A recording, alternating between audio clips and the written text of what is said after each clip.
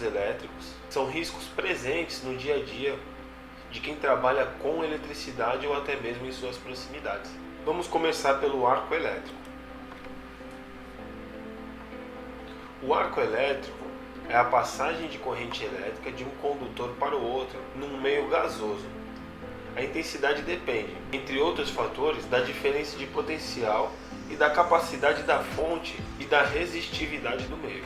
O primeiro ponto é o seguinte: é a passagem da corrente elétrica de um condutor para outro no meio gasoso. O que seria esse meio gasoso? O meio gasoso pode ser considerado a nossa atmosfera, o nosso ar que a gente respira. E qual é a situação inicial estabelecida nesse parágrafo? Ter um condutor próximo ao outro. Vamos imaginar aqui que são duas pontas de dois cabos eletricamente alimentados. E aí, o que seria esse meio gasoso? O meio gasoso é essa área entre os dois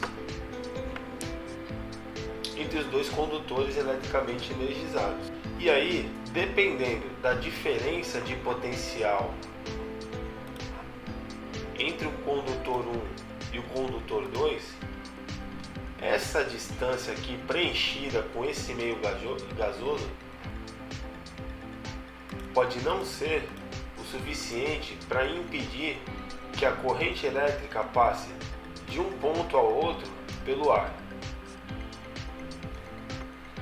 Então, peraí, quer dizer que quanto maior a diferença de potencial, maior tem que ser a distância entre os condutores para que não ocorra essa ruptura aqui do ar pela corrente elétrica. Essa diferença de potencial entre os dois pontos, na verdade, é o nível de tensão entre os dois pontos. Então aqui nós já destrinchamos dois fatores importantes: o meio gasoso, a diferença de potencial e agora a capacidade da fonte e a resistividade do meio.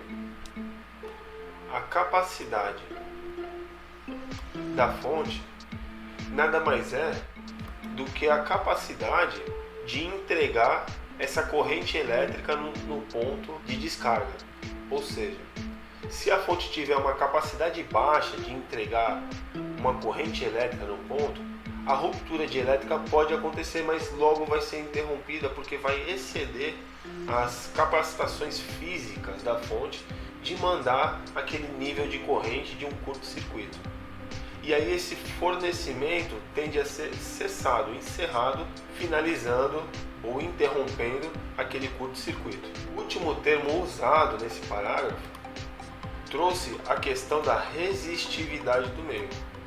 Quer dizer então que esse meio aqui preenchido com X, aliás representado com X e agora preenchido de azul, pode ter a sua resistência elétrica, a sua resistividade elétrica variada.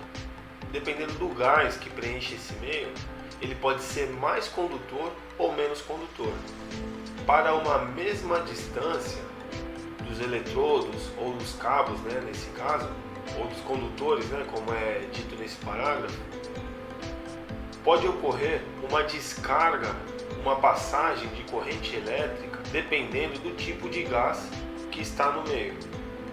Por exemplo, se for preenchido com ar, ele tem uma resistividade muito alta, então ele pode se aproximar a uma distância muito menor do que se fosse preenchido com outro gás que tem uma condutividade maior ou uma resistividade menor.